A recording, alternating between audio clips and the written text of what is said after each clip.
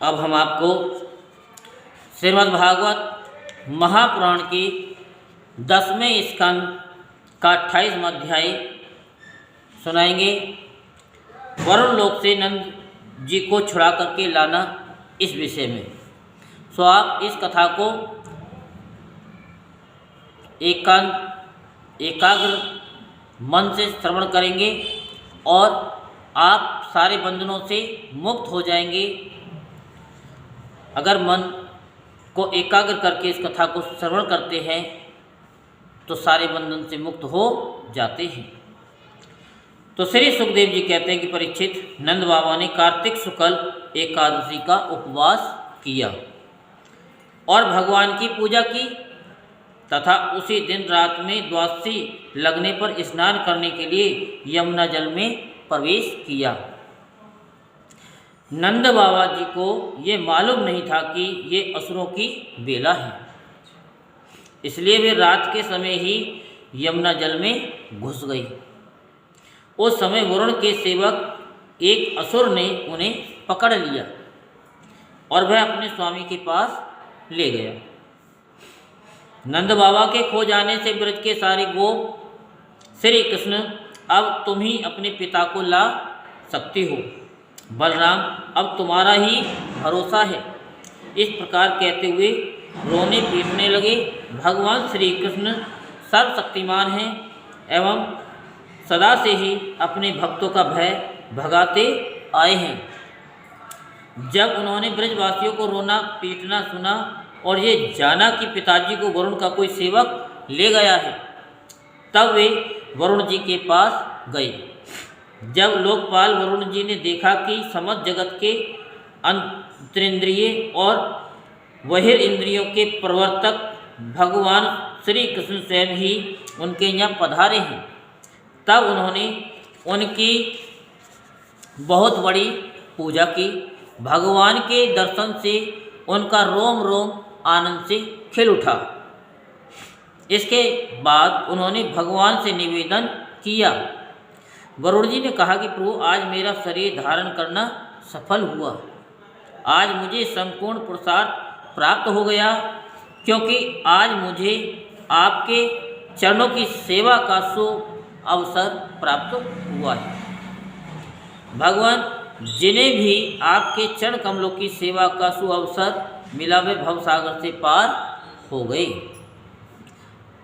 आप भक्तों के भगवान, वेदांतियों के ब्रह्म और योगियों के परमात्मा है। आपके स्वरूप में विभिन्न लोक सृष्टियों की कल्पना करने वाली माया नहीं है, ऐसा श्रुतियाँ कहती हैं।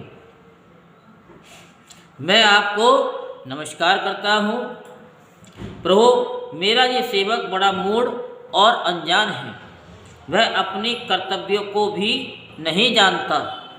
वही आपके पिताजी को ले आया है। आप कृपा करके उसका अपराध क्षमा कीजिए। गोविंद, मैं जानता हूँ कि आप अपने पिता के प्रति बड़ा प्रेम भाव रखते हैं। ये आपके पिता हैं, इन्हें आप ले जाइए। परंतु भगवान, आप सबके अंतर्यामी, सबके साक्षी हैं, इसलिए विश्व विमोहन श्री कृष्ण, आप मुझ दास पर भी कृपा कीजिए। श्री सुखदेव जी कहते हैं, परीक्षित, भगवान श्री कृष्ण ब्रह्मा आदि ईश्वरों के भी ईश्वर हैं। लोकपाल वरुण ने इस प्रकार उनकी स्तुति करके उन्हें प्रसन्न किया। इसके बाद भगवान अपने पिता नंद जी को लेकर ब्रज में चले गए और ब्रजवासी भाई बंधुओं को आनंदित किया। नंद बाबा ने वरुण लोक में लोकपालों के इंद्रियातीत ऐश्वर्य और सुख संपत्तियों को देखा तथा ये भी देखा कि वहाँ के निवासी उनके पुत्र श्री कृष्ण के चरणों में झुक झुक करके प्रणाम कर रहे हैं। उन्हें बड़ा विस्मय हुआ। उन्होंने ब्रज में आकर अपने जाति भाइयों को सब बातें कह सुनाई। परीक्षित, भगवान के प्रेमी गोप ये सुनकर ऐसा समझने लगे, अरे ये तो स्वयं भगवान हैं। तब उन्होंने मन ही मन बड़ी उत्सुकता से विचार किया कि क्या कभी जगदीश्वर भगवान श्री कृष्ण हम लोगों को भी अपना वह मायाती स्वधाम, जहाँ केवल इनके प्रेमी भक्त ही जा सकते हैं, दिखलाएंगे। परीक्षित, भगवान श्री कृष्ण स्वयं समदर्शी हैं, भला उनसे ये बात कैसे छिपी रहती? वे अपने आत्मीय गोपों की ये अभिलाषा जान गए और उनका संकल्प सिद्ध करने के लिए कृपा से भरकर इस प्रकार सोचने लगे।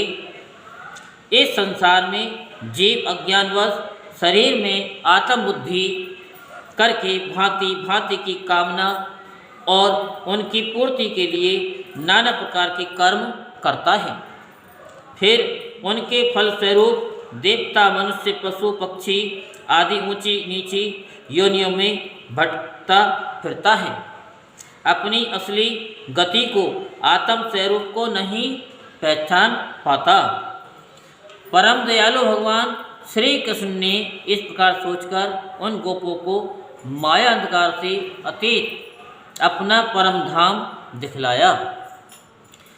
भगवान के पहले उनको उस ब्रह्म का साक्षात्कार करवाया जिसका स्वरूप सत्य, ज्ञान, अनंत, सनातन और ज्योति स्वरूप है तथा समाधि निष्ठ गुणातीत पुरुष ही जिसे देख पाते हैं। जिस जलाशय में अक्रूर जी को भगवान ने अपना स्वरूप दिखलाया था, उसी ब्रह्म स्वरूप ब्रह्म हृदय में भगवान उन गोपों को ले गए। वहाँ उन लोगों ने उसमें डुबकी लगाई। वे ब्रह्म हृदय में प्रवेश कर गए। तब भगवान ने उसमें से उनको निकालकर अपने परम धाम का दर्शन कराया। उस दिव्य भगवत स्वरूप लोक को देखकर नंद आदि गोप परमानंद में मग्न हो गए। वहाँ उन्होंने देखा कि सारे वेद मूर्तिमान होकर भगवान श्री कृष्ण की स्तुति कर रहे हैं। ये देखकर वे सब के सब परम विस्मित हो गए।